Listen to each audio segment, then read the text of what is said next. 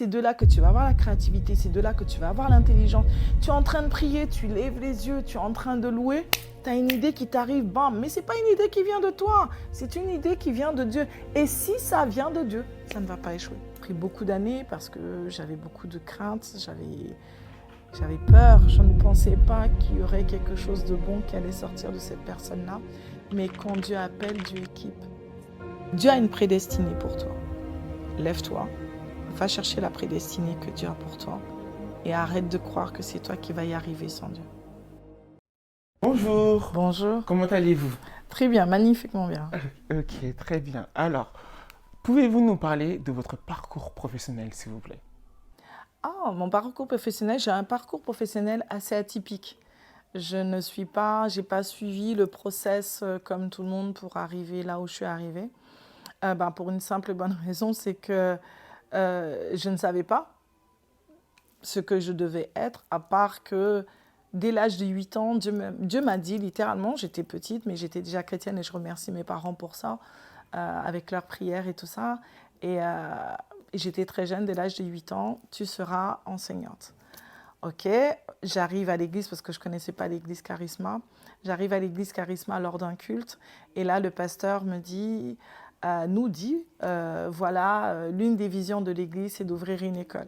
Au moment où il dit ça, je reçois dans mon cœur, tu restes là, tu ne bouges pas, tu ouvriras l'école de l'église.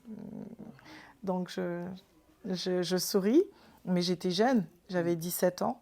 Je fais mes études, je fais un BTS en économie sociale et familiale parce que je pense avoir une fibre sociale.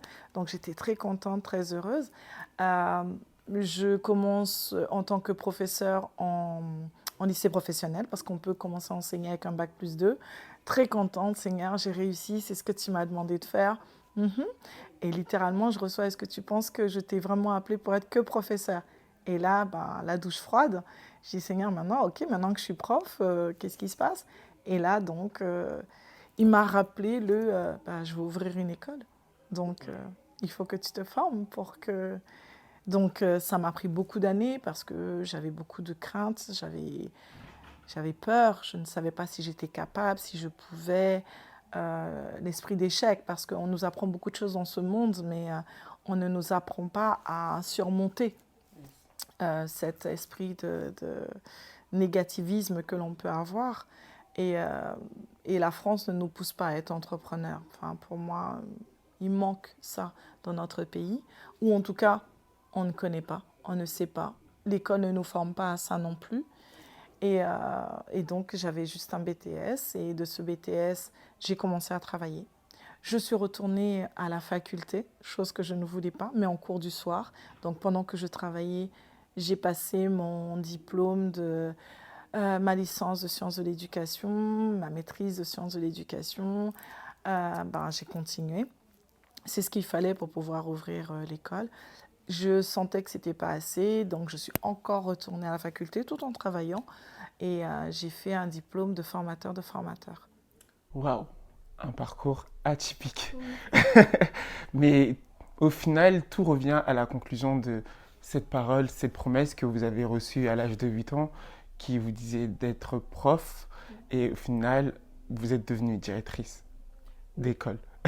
Je suis devenue directrice d'école parce que je refusais l'échec.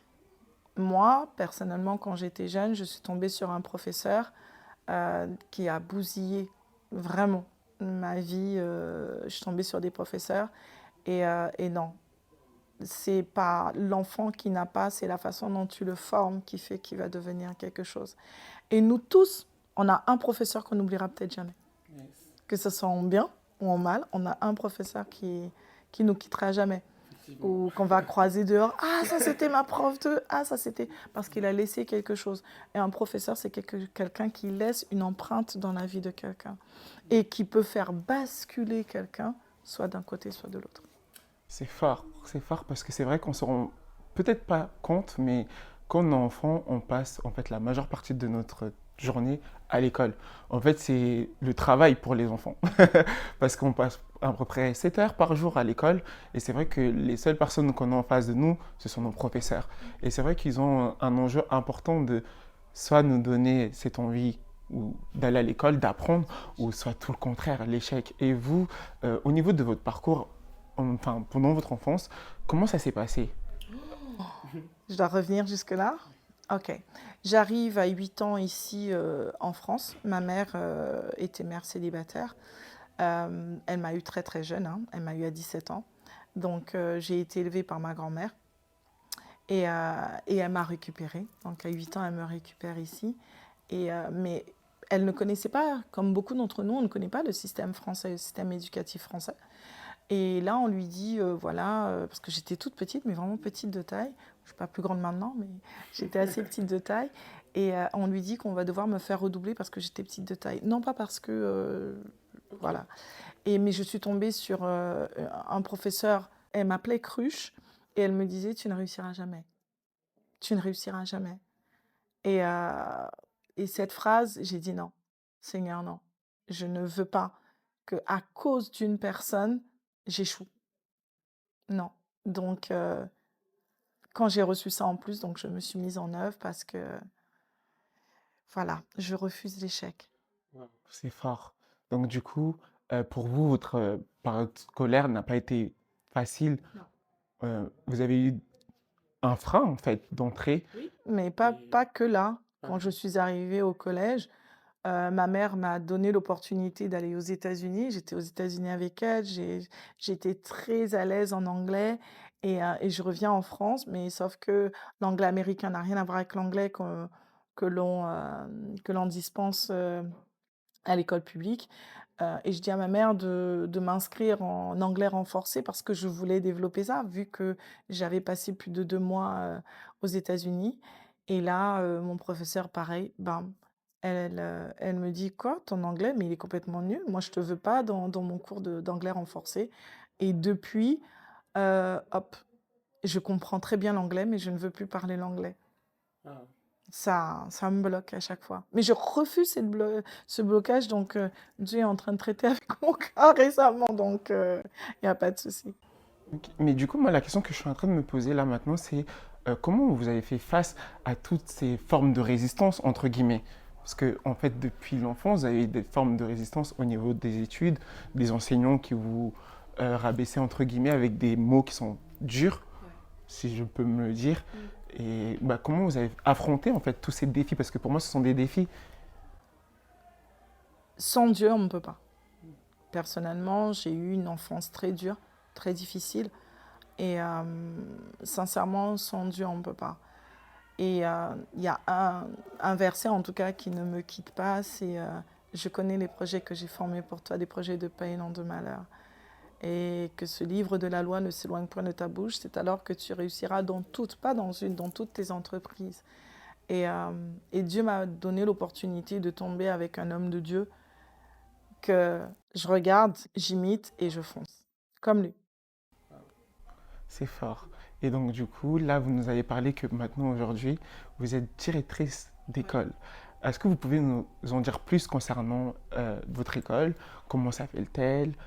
Et quel est le programme, du coup, de cette école? D'accord. Donc, le groupe scolaire Excel, en fait, c'est son nom, a démarré en 2015. Donc, ça, c'est vraiment une grâce de Dieu parce que c'est pérenne. Donc, c'est une école qui a commencé, au début, on a commencé tout ce qui était primaire dans notre première année avec 200 élèves. Et de ce fait, il ne fallait pas s'arrêter là. 2 ans après, on a ouvert le collège et le lycée.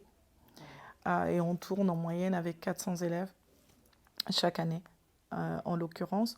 Donc, la différence entre Excel et le public, c'est pas en termes de programme, parce que le programme est le même.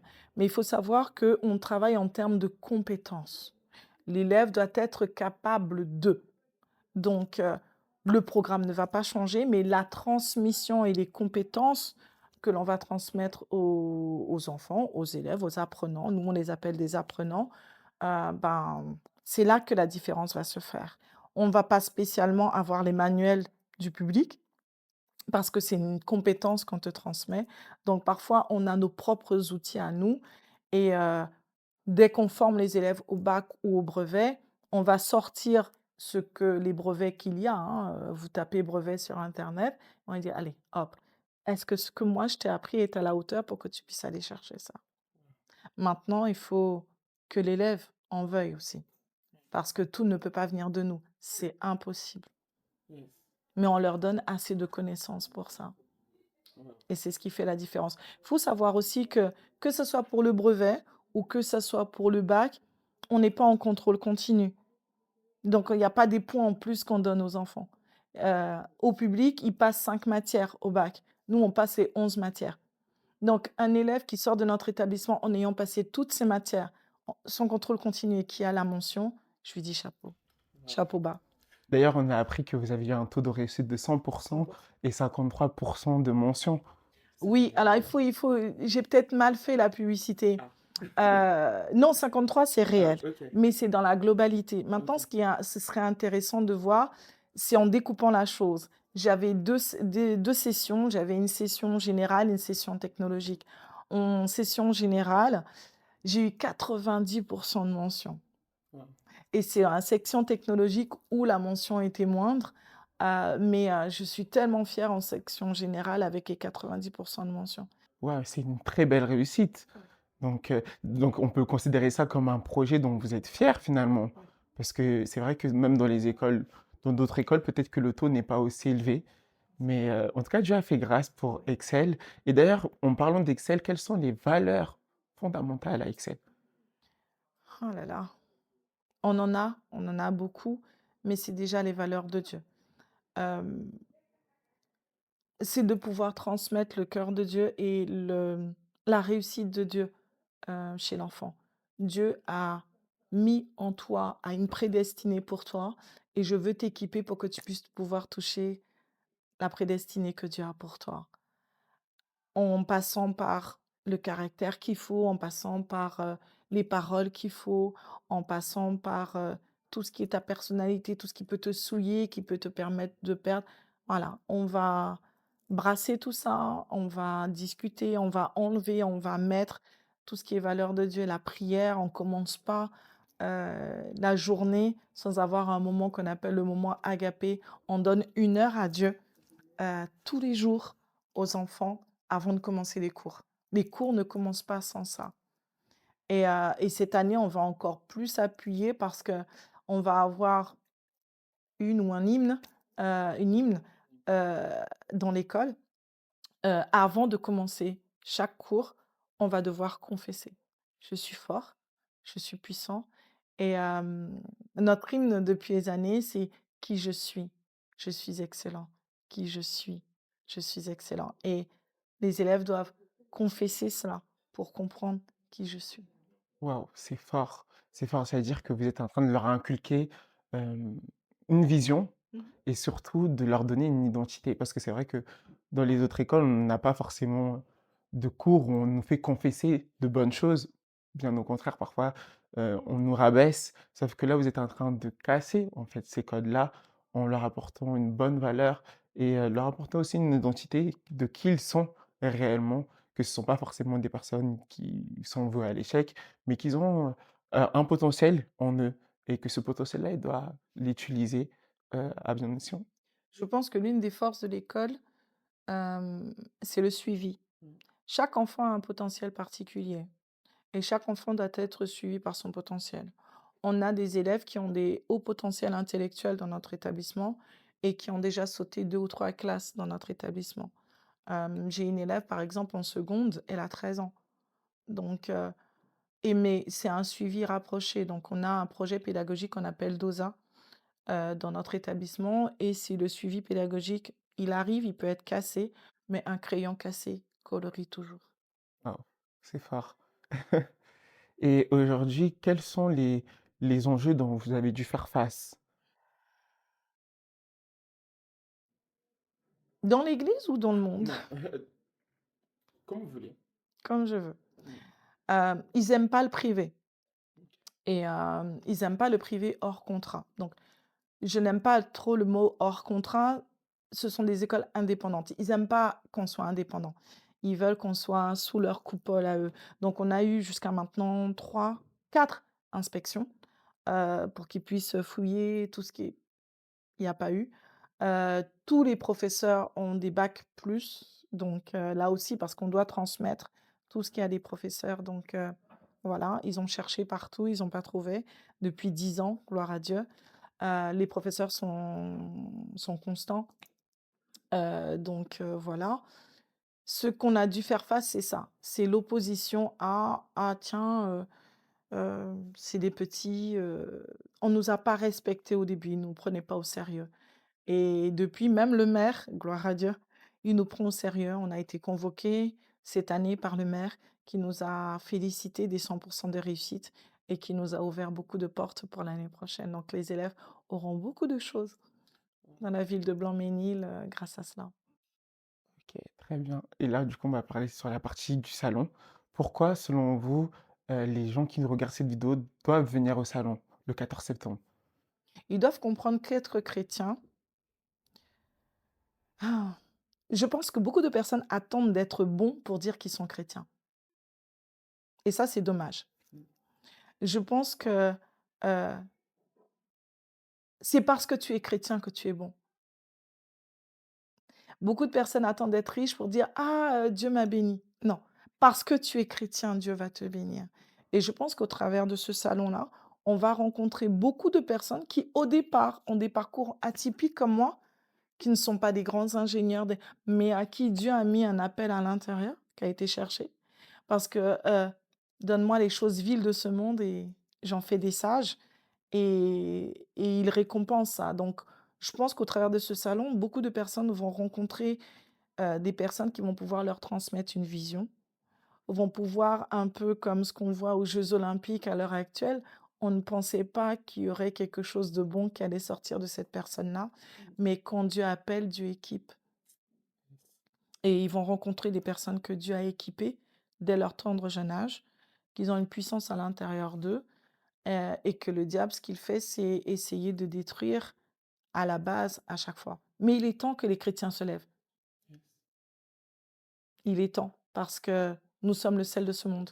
Il est temps que les chrétiens se lèvent. Et ce salon va montrer à chaque jeune, à chaque personne, qu'il est le sel de ce monde.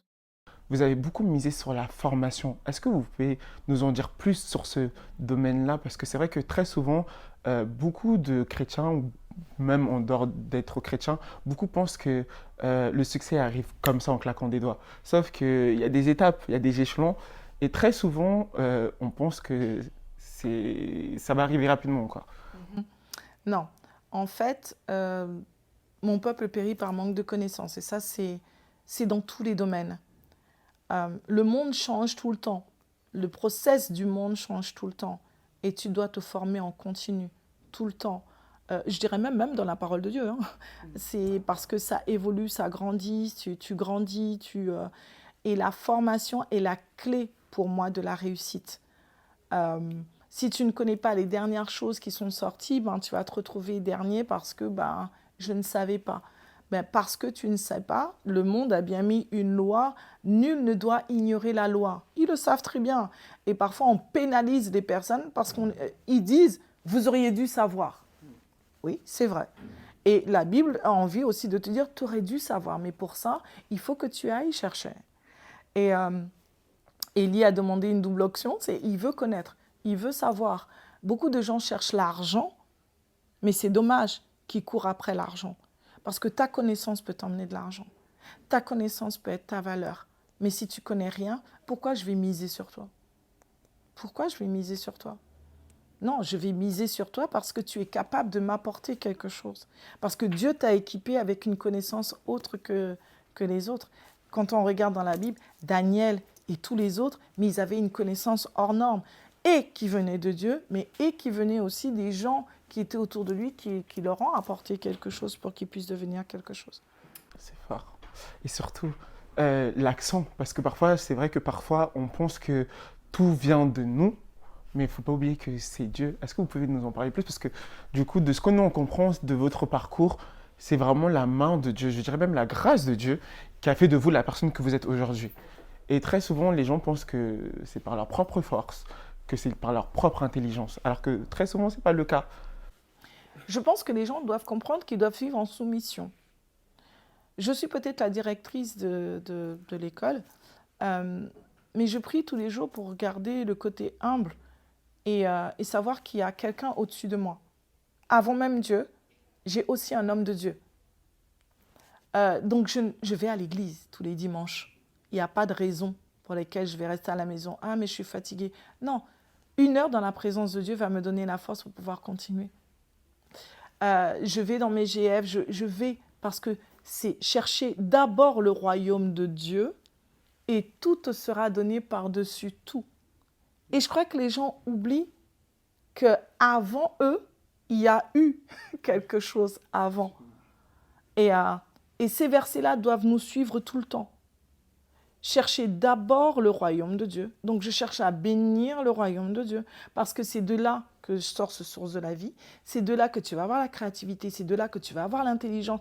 Tu es en train de prier, tu lèves les yeux, tu es en train de louer. Tu as une idée qui t'arrive, bam. Mais ce n'est pas une idée qui vient de toi. C'est une idée qui vient de Dieu. Et si ça vient de Dieu, ça ne va pas échouer. Yes, c'est fort. Si ça vient de Dieu, ça ne va pas échouer. Si c'est quelque chose, tu te lèves le matin, ah tiens, je vais peut-être essayer de penser à faire ça. Non, si ça vient de Dieu, ça n'échouera pas. Et Dieu ne va pas spécialement chercher un ingénieur, on a entendu ça il n'y a pas très longtemps. Il va chercher peut-être celui qui a échoué à l'école, celui mais celui qui a le cœur assez ouvert pour recevoir les plans de Dieu. Et ça ne va pas échouer parce que ce n'est pas ton plan, c'est le plan de Dieu. Yes. Yes, yes.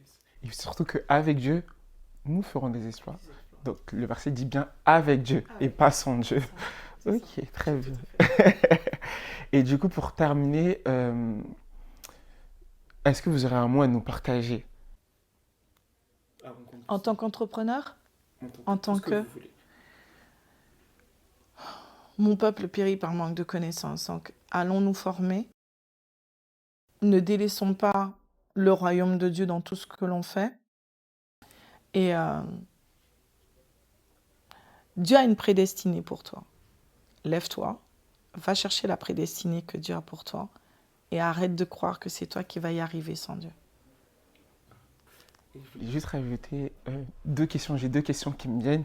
La première, déjà, dans un premier temps, c'est quels sont du coup les projets à venir pour Excel? Maintenant que Excel a ouvert ses portes pour une maternelle, pour une primaire, pour un lycée, quels sont maintenant les projets à venir?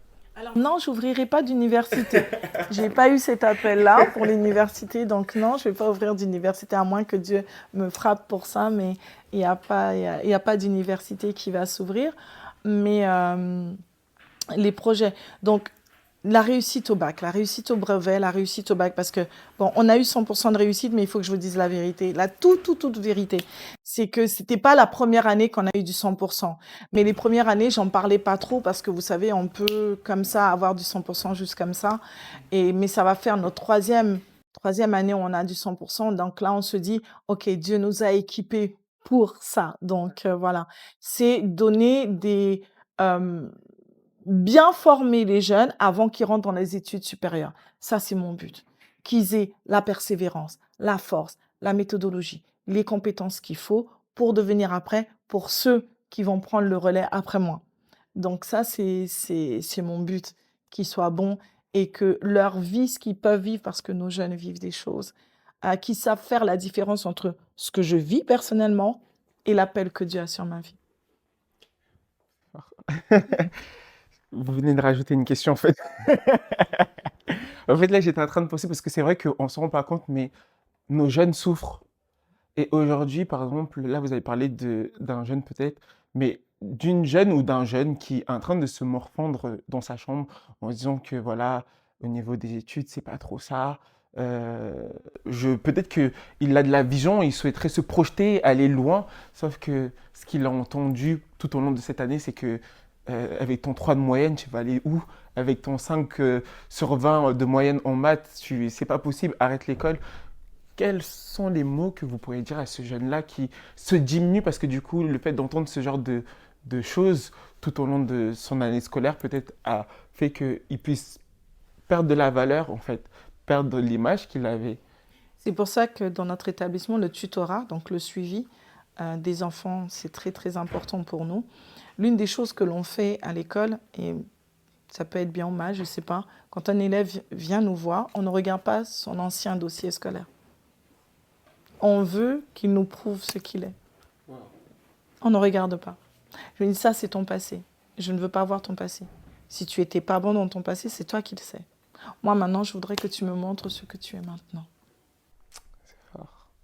C'est fort, c'est fort. Et pour terminer, la dernière question, là c'est la dernière, c'est est-ce que vous pouvez nous dire une journée type de la directrice d'Excel? Waouh! Pour une personne qui souhaiterait être. Qui souhaiterait être directrice? Oh, Directeur. oh là là. Oh, une journée type. Je sais à quelle heure je commence, je ne sais pas à quelle heure je finis. Voilà la journée type. Je ne peux pas dire que je me lève et je prie, je prie, je prie, je prie. Non, parce que tout au long de la journée, je prie en fait. Voilà. Tout au long de la journée, j'essaie d'être connectée avec Dieu. Tout au long de la journée, quand vous rentrez dans mon bureau, vous allez avoir de la louange dans mon bureau parce que je veux que ce soit quelque chose de permanent. Mais je ne me couche pas sans avoir terminé ce que j'ai dit qu'aujourd'hui j'allais terminer. Ça doit être fait. J'essaie de ne pas remettre à demain ce que je dois faire. Parce que ça se cumule et après il y a le burn-out, il y a ceci et cela. Donc, je détermine. Donc aujourd'hui, je dois faire ça, ça, ça, ça, ça. Ça doit être fait. Donc, je développe les compétences, ce dont je vous avais parlé, pour que... Et comme j'ai une communion avec Dieu, donc parfois, ça prend peut-être 10 minutes pour faire un cours, quand à des professeurs, ça va leur prendre 1 heure. Mais ça, c'est parce que je suis avec Dieu, je suis connectée avec Dieu. Wow. Merci beaucoup, Madame Quentin. Je ne sais pas si j'ai répondu à ce que vous voulez. Si, c'était à peu près ça. À peu près. Mais c'était ça dans l'ensemble parce que c'était vraiment avoir une journée typique, mais aucune journée ne se ressemble, je pense, dans le rôle d'une directrice. Donc, je peux pas dire...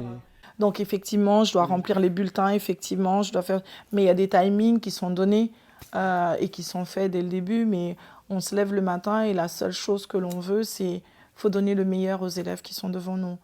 Donc un jour, ça va être ça, l'autre jour... Il n'y a pas de journée type, sauf de répondre à l'agenda que peut-être l'éducation nationale va nous donner. Ou voilà, je sais qu'au mois de septembre, je dois faire une évacuation, je dois faire ceci. Donc, je m'applique à faire ça. Mais mon rôle de directeur, c'est aussi de coacher une équipe. Donc, je vois mon équipe tous les matins.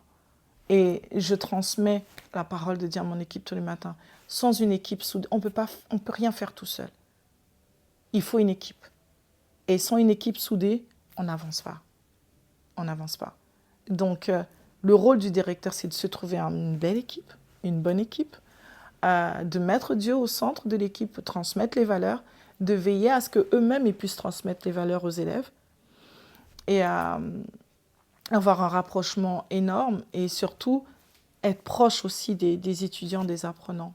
C'est ça ma journée type, c'est de faire en sorte que l'atmosphère pour qu'eux ils puissent travailler soit la meilleure. Merci beaucoup.